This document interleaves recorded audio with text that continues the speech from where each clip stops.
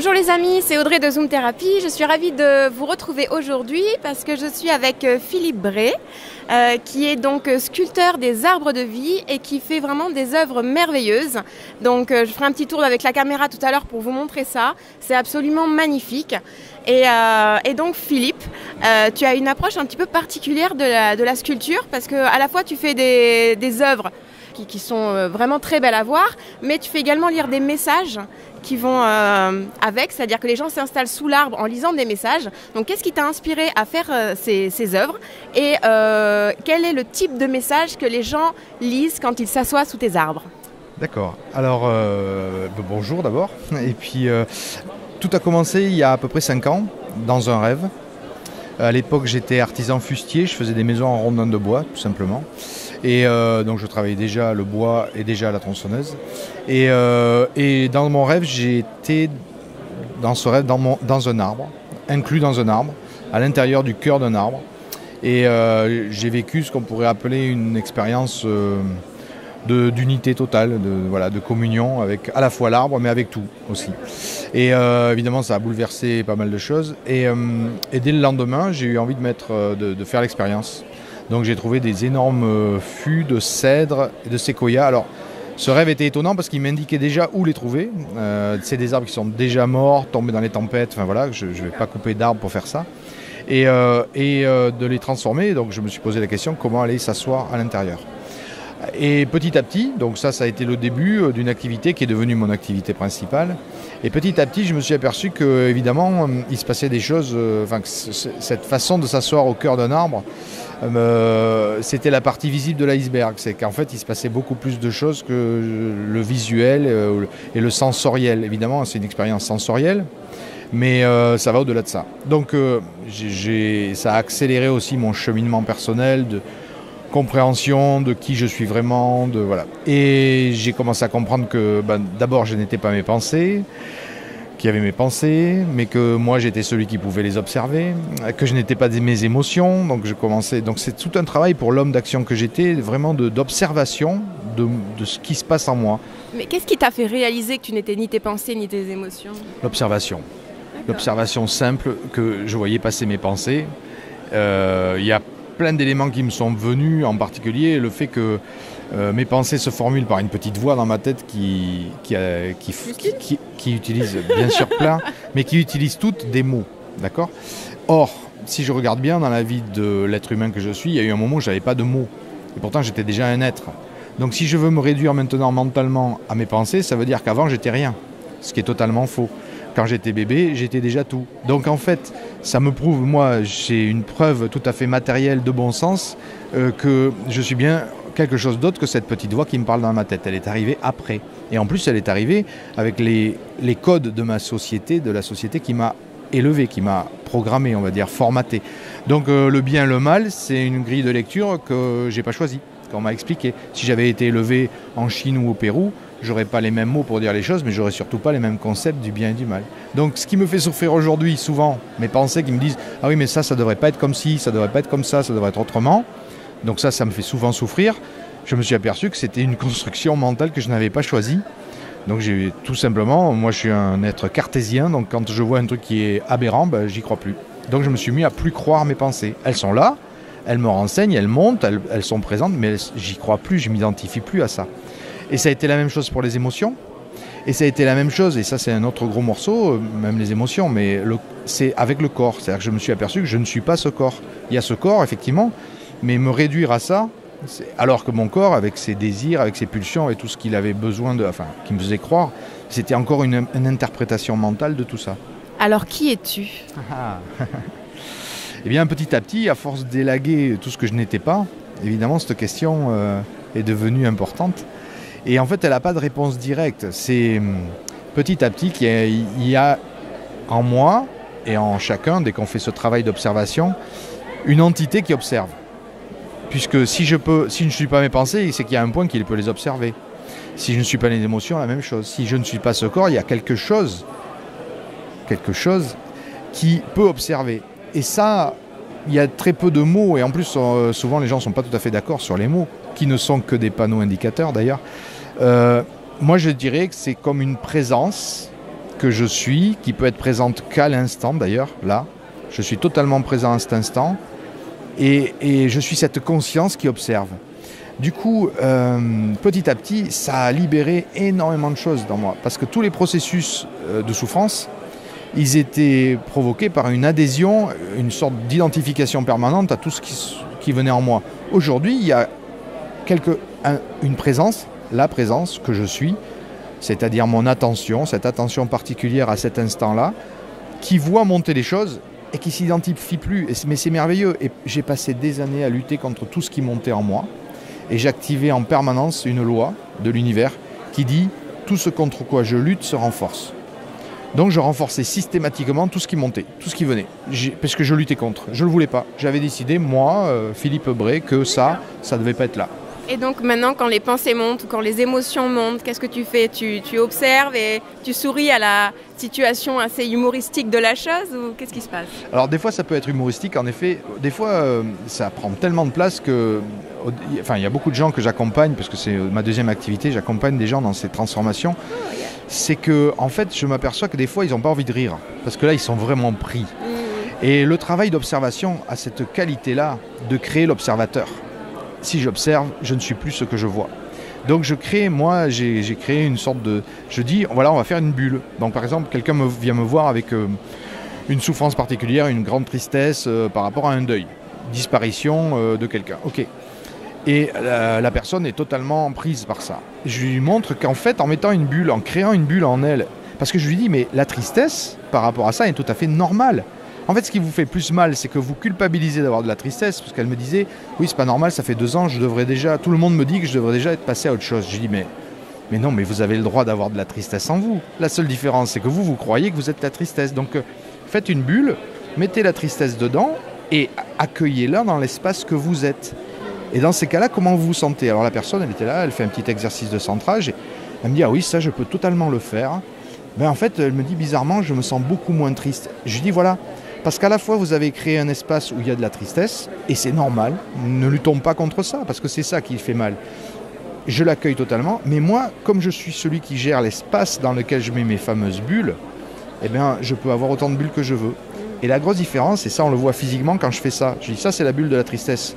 Si je fais ça, je suis identifié à la bulle de la tristesse, je vois le monde à travers la bulle de la tristesse, donc je ne vois que tristesse, puisque ça filtre ce que je vois, et ma bulle augmente. Et alors là, c'est tristesse absolue, souffrance. Je me désidentifie, je mets ça dans une bulle, elle a le droit d'être là. Parce que moi, pendant très longtemps, j'ai cru que ça, j'en voulais pas et je pouvais dire non, moi par exemple, la colère, j'en veux plus, je suis plus en colère. C'était faux, elle s'était juste cachée dans l'inconscient. Donc en fait, tout ça pour dire que ce travail d'observation est déterminant parce que je crée à ce moment-là ce que je suis vraiment, je me reconnecte à cette présence active qui devient ce que j'appelle l'attention. Voilà. D'accord. Et donc, tes arbres dans tout ça. Donc, toutes tes réalisations, on va dire, tu as insufflé un petit peu ça dans l'esprit de tes arbres et c'est ce que tu essayes de communiquer à travers leur création et à l'invitation que tu fais aux personnes de venir s'asseoir dans ces arbres avec donc 5 textes qui sont issus donc de ce que tu viens de nous raconter. Alors en fait, l'arbre, donc c'est que la partie visible. Donc les gens rentrent dans le stand ou ailleurs quand ils me rencontrent et ils ont envie d'aller s'asseoir dans un arbre. Donc au début, ça c'est un attrait naturel, voilà. C'est vrai que c'est rare de s'asseoir au cœur d'un arbre. Quand dans sa vie, on a peu de... On l'enlace des fois, mais c'est rare qu'on s'assoie et on se creuse. Exactement, là c'est une occasion incroyable. Donc les gens, voilà. Et ils sont surpris parce qu'il se passe quelque chose. Alors certains, c'est des émotions qui sortent. Et en fait, je dirais que ça va dépendre de l'histoire de chacun. Et moi j'ai trouvé un point commun. Il y a un point commun. Et les gens sont assez d'accord avec ça, parce qu'ils essaient tous de me raconter leurs histoires et de rentrer dans leur propre histoire. Moi je suis quelqu'un qui sort tout le temps des histoires, même des miennes. Donc du coup là, par exemple, je vais leur montrer que le point commun à tout ça, ça va être une sorte de attention privilégiée à soi. C'est comme si on avait un rendez-vous avec soi-même. Parce que dès qu'on est dans l'arbre, on est dans un tel cocon d'accueil que les barrières que d'habitude j'entretiens pour me sentir à peu près en sécurité dans ce monde, quand je rentre dans l'arbre, j'ai plus besoin de les entretenir. Donc elles tombent. Il y a une sorte de relâchement. Et dans ce relâchement, ça crée une sorte d'ouverture où la personne va pouvoir enfin écouter au fond d'elle-même ce qui se passe avoir de l'attention, elle est là, et c'est là qu'ils me posent des questions. Donc je leur dis, c'est une super occasion pour être attentif à vos pensées, par exemple, à vos émotions, à votre ressenti dans le corps. Voilà, qu'est-ce qui se passe en ce moment, là, ici, maintenant. Et c'est ça, c'est vraiment une sensation qui nous ramène à l'instant. Et évidemment, comme l'expérience a lieu physiquement en eux et autour d'eux, dans ce qu'ils font, ils sont beaucoup plus réceptifs à ce message. Et quand je fais des conférences, les gens viennent à la conférence pour comprendre vraiment un peu plus ce qui s'est passé. Et évidemment, on déborde là-dessus. Et certaines personnes qui vivent actuellement des souffrances, des difficultés, ou d'autres personnes d'ailleurs qui ont vécu des expériences d'unité et qui ne voudraient vivre que là-dedans. Et ça crée une... S'attacher à l'expérience. C'est ça. Et ils disent, non mais moi je veux plus tout ça, je veux vivre que l'expérience que j'ai vécue à telle occasion. Évidemment, ils souffrent en permanence. Donc ces gens-là, par une observation vraiment précise, et la seule chose, je me rappelle un enseignement d'un grand maître zen qui rassemblait tous ses apprentis en début d'apprentissage et leur disait, mon enseignement tient en 3 mots. Alors les apprentis se disaient, c'est génial, 3 mots, ça va être facile.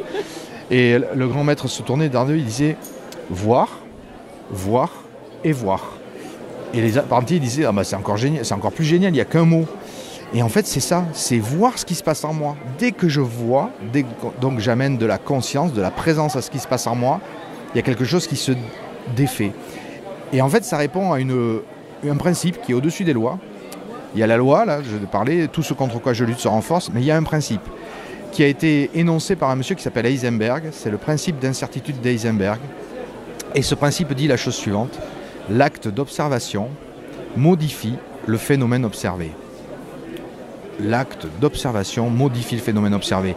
Alors ça, moi j'ai pu le vérifier dans toute la partie, ça marche à tous les niveaux, au microscopique, macroscopique, au niveau quantique, c'est vraiment quelque chose qui a été vérifié scientifiquement, qui est vraiment... Et en fait ça marche dans la psyché. Quand je me mets à observer des processus internes que je ne maîtrisais pas, chaque fois que j'ai voulu les maîtriser, j'y suis pas arrivé. Pour moi, c'était l'homme d'action, il voulait toujours rectifier tout ce qui allait pas, soi-disant. Et bien, au moment où j'ai commencé à vraiment observer d'une manière neutre, donc sans jugement, sans vouloir changer ce que je vois, et en étant vraiment dans le ressenti du corps, ça change. Mais ça change, c'est un sous-produit d'observation. D'accord. Et donc c'est vraiment pas dans le vouloir que ça change. Voilà, exactement. Le vouloir, moi je l'ai comparé à un aimant que je tiendrais à l'envers. Quand j'avance, il repousse tout. C'est la même chose. Une belle image. C'est ça, j'avance, j'ai dit je veux changer ça, hop, non, ça marche pas, je peux rien faire. Par contre, quand j'observe dans cette sorte de quiétude, et alors ce qui est fou, c'est que ça crée une sorte de nouvelle spirale, c'est que plus je suis calme, plus je suis dans la joie et dans cette paix, plus il y a de joie et de paix. C'est-à-dire que vraiment, c'est tout ce qui monte se dissout rapidement dans cet accueil qui devient inconditionnel. Voilà. Et donc tu as appelé tes arbres l'arbre de vie, c'est ça, les arbres de vie, mais tu aurais pu aussi les appeler les arbres de l'éveil. Oui. Alors après, tout ça, c'est des mots. Ouais. Les mots, c'est que des panneaux, c'est pas vraiment ce qu'ils désignent. J'avais appelé ça aussi les arbres de méditation. Mais qu'est-ce que la méditation ? Voilà. Donc, arbre de vie, c'est parce que c'est des arbres avec lesquels on vit. Il y a des gens qui me l'achètent pour l'œuvre d'art. J'expose dans des salons d'art. Et puis, ces gens-là, au bout de quelques temps, parce que on a discuté un petit peu, ils ont lu les textes, etc. Ils me disent « Waouh, mais c'est bien autre chose qu'une œuvre d'art. » Moi, ce que j'aime aussi, c'est être attentif à tout ce qui se présente. Et j'appelle ça la pédagogie de la vie, ou la pédagogie du vivant. Donc tout ce qui se présente, difficulté, facilité, bonheur, joie ou souffrance, c'est un moyen d'être encore plus présent. C'est ce qu'on peut appeler un facteur de rappel. Ça me rappelle à moi-même, ça me rappelle à être dans la présence et dans l'attention. Et maintenant, je vais lancer des petits stages, justement, où on va rééduquer cette faculté d'attention. Pourquoi ? Parce que, en fait, dans la vie, quand on est petit, le monde capte notre attention. Et d'ailleurs, c'est grâce à cette attention qu'on va donner au monde qu'on va réussir à s'éduquer, à vivre dans le monde. On apprend des règles. Mais le problème, c'est qu'on croit que ces règles sont immuables. Et souvent, on est formaté.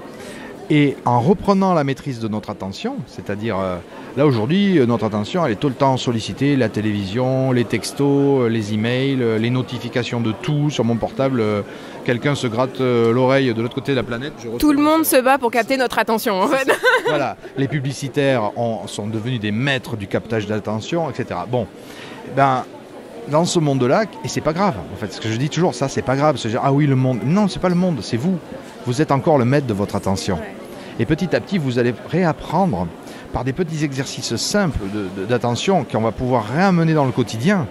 Et dans ces stages, on va réapprendre à focaliser notre attention, parce qu'en fait c'est comme une rééducation. Moi je vois, ça a vraiment fonctionné, j'ai rééduqué cette faculté phénoménale de l'être humain à être attentif à ce qu'il désire. Voilà. Et jusqu'à présent, on me captait. Et il y a une expression que j'aime bien, c'est on prête attention. Je prête attention. En fait, c'est vrai parce que je ne peux pas la donner. On ne peut pas me la capter définitivement, l'attention. Je ne fais que c'est moi qui la prête. Donc c'est à moi qui peut la reprendre aussi, qui peut dire ah ben là, je vais être attentif à ça. Et ça se travaille. C'est vraiment. Voilà. Eh bien, écoute, merci beaucoup, hein, merci vraiment, pour l'œuvre. J'aime pas trop le mot travail en fait, parce que c'est vrai que c'est... Oui, moi je n'ai pas l'impression de travailler. Oui, voilà, et c'est vraiment une œuvre que tu fais à la fois dans ce que tu crées et à la fois dans ce que tu apportes. Je trouve que ce que tu dégages, le message que tu offres est vraiment une bénédiction, donc merci beaucoup. Merci beaucoup. De permettre de s'exprimer, parce qu'en fait c'est ça aussi, c'est que je pense qu'en ce moment là, sur notre terre, il y a des milliers de conversations comme celle-là en même temps. Mais il n'y a aucun média majeur qui en parle. Donc en fait, on ne le sait pas. Et c'est pas plus mal. Ça se passe, c'est du un par un. La personne qui va être touchée par ces mots, qui va se mettre à observer comment elle fonctionne, elle va elle-même apporter une autre personne et une autre personne. Parce qu'en fait, c'est comme ça, c'est du un par un. Ça ne peut pas être quelque chose de collectif. C'est vraiment de l'individu. Ça vient de l'un, voilà, qui revient vers l'unité. Eh bien, écoute, merci beaucoup. Merci à vous de nous avoir suivis. Donc, je vais demander à mon adorable caméraman de faire un petit tour de salle, en fait, pour que vous puissiez voir les arbres de vie de Philippe. Donc,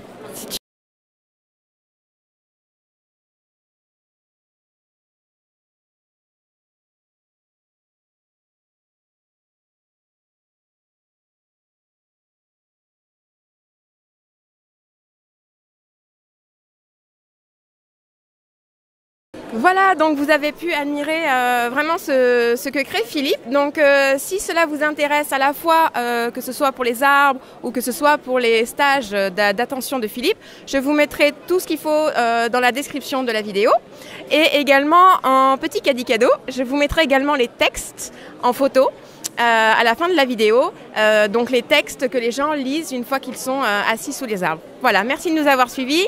Merci Philippe et puis à bientôt. Au revoir.